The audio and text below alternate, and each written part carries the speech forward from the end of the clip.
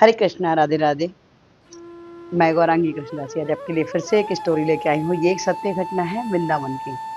वृंदावन की घटना कुछ इस प्रकार से है कि एक आश्रम में एक गुरु महाराज रहा करते थे। उनके यहाँ वो कृष्णा की रूप का बखान कर रहे थे और वहाँ पे उनके यहाँ गौशाला भी थी और बहुत सारी गायें वहाँ रहा करती थी। तो जब गुरुजी जो है कि कृष्णा के रूप का बखान करते कि श्याम सुंदर कितने सुंदर हैं, उनके नेत्र कितने कमल नयन हैं, अधर पे मुरली रहती है, मोर पंख है, पीताम्बर वेशधारी, चंदन की खुशबू उनके शरीर से आती है, ऐसा करके वो कर रहे थे। उसी आश्रम में एक एक ग्वाला रहता था, जो कि गायों की सेवा करता था। वो इतना भोला-भाला था, इतना ज़्यादा भोला था कि सब उसको भोदू ही बोलते थे। उसके रियल नाम से उसको कोई नहीं बुलाता था।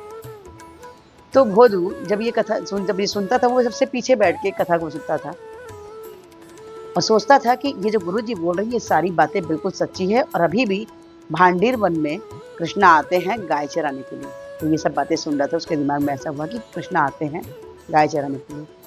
तो वो गुरु की बात को सोचा कि मैं भी गाँव भांडीर वन जाता हूँ गाय चराने के लिए, तो पक्का वहाँ श्याम सुंदर आते होंगे। मुझे पता नहीं था, मुझे उनसे मिलना पड़ेगा, वो पक्का मिलेंगे। अब वो भोदू जब गाय चराने के लिए भांडीर वन गया, तो वहाँ वो ढूँढने लगा कि कृष्णा कहाँ होंगे, श्याम सुंदर कहाँ होंगे, उनसे मैं मिलूँ, देखूँ कि वो कितने सुंदर हैं, उनकी सेवा करूँ। उनके मन में ऐसा चल रहा था भोदू। अब भोदू चलते जा रहा है, अपनी गायों को सबको एक तरफ समेट के चलते जा रहा है। तभी वो अब कृष्णा को ये लगा कि ये बेचारा इतना सीधा है कि इसको लग रहा है कि ये रियल है।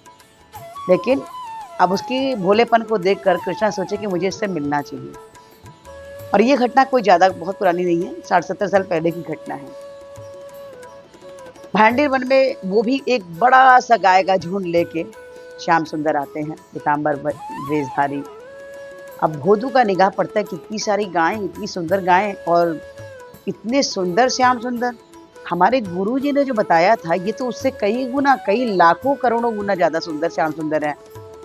और वो देख के बहुत आश्चर्य होता है उसको कि आज मैं इनके दर्शन कर पाया। जैसे कृष्णा उसके पास आते हैं, बैठते हैं, बोलते हैं कि मुझे भूख लगी, कुछ खिलाओ-पिलाओगे? मुझे कुछ खिलाओ।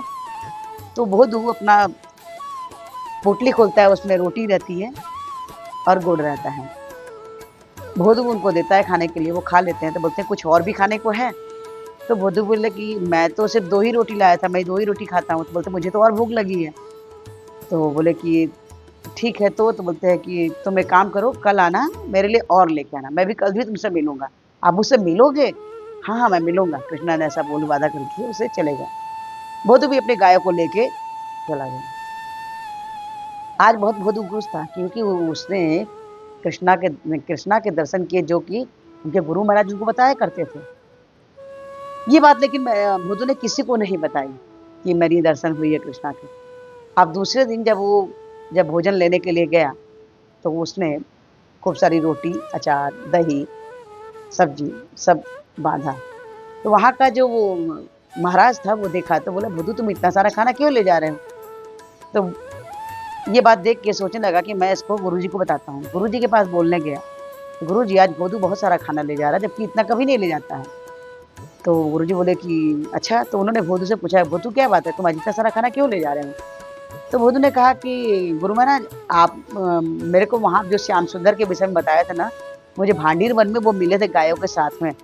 मैं उनको उनको क्या खाना कम पड़ गया, मैं सिर्फ़ 2 ही रोटी ले गया। तो उन्होंने कहा था मुझे ज़्यादा खाना खाना है, तो इसलिए मैं आज ज़्यादा लेके जा रहा हूँ। गुरु महाराज सोचे कि अगर कोई ये और कोई बोला होता तो मैं इस बात का विश्वास नहीं करता। पर भोंदू इतना सीधा-साधा है कि ये इसके अंदर में कोई छल-कपट नहीं है। हो सकता है कि इसने कृष्णा से मिला होगा, कि कृष्णा से मिला होगा तभी ये मेरे को इतना।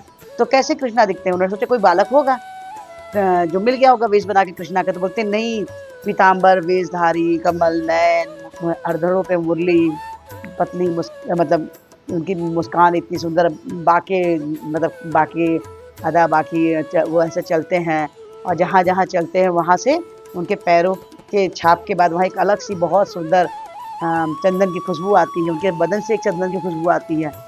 तो गुरु महाराज सोचे कि ये तो बिल्कुल सही बोल रहा है, इसको लगता है कि कृष्णा मिले होंगे। तो बोलते हैं एक काम करो भोदू, तुम कृष्णा को बोलना कि तुम्हारे गुरुजी बुलाएं, तुम उनको लेके आना। तो भोदू सोचा कि अरे इतने सारे अच्छे-अच्छे शिष्य गुरु के आश्रम में हैं, पर गुरु ने मुझे मेरे काबिल समझा कृष्णा को लाने के लिए, मैं ज़रूर लाऊँगा। गुरुजी को बोल के वो जंगल चला गया, अब हांडीवाल। अब हांडीवाल जब पहुँचा तो वहाँ फिर से कृष्णा आए, तो कृष्णा को जब पत्तल लगाया भोजन परसने के लिए, कृष्णा ने फिर उससे आज माँगा कि मुझे भोजन कराओ, मुझे भूख लगी है। तो जब वो पत्तल लगाना तो लगाते-लगाते बोलता है कि आज पता है आपको ना ठाकुर जी, मेरे गुरुजी ने बुलाया, आपको चलना पड़ेगा मेरे साथ। तो कृष्णा बोलते हैं देखो भोजू, वो तो सही है, लेकिन मैं तुम्हारे साथ नहीं चल सकता हूँ क्योंकि मैं सिर्फ़ तुम्हारा दोस्त हूँ, मैं सिर्फ़ तुम्हारा मित्र हूँ, मैं तुम्हारे से ही मिलूँगा, तुम्हीं से बात करूँगा। मैं तुम्हारे गुरुजी को नहीं मिलूँगा, मैं किसी से नहीं मिलता। तो बोले कि नहीं ये बात तो नहीं, आपको मैं नहीं जानता। लोग बोलते मुझे पाने के लिए लोग करोड़ों-करोड़ों साल, हज़ारों साल तपस्या करते तब मुझे लोग मेरे को दर्शन दे पाते हैं, मैं देता हूँ लोगों को। लेकिन मैं तुम्हारे गुरुजी को दर्शन नहीं दे सकता हूँ। तो बोले देखो ठाकुर जी, अगर आप मेरे गुरु को दर्शन नहीं दोगे तो मेरी आपकी कट्टी। मैं आप कल से अब मैं आप मत लाना, मैं आपसे नहीं मिलूँगा। अब श्याम सुंदर सोचे कि ये तो नाराज़ हो गया।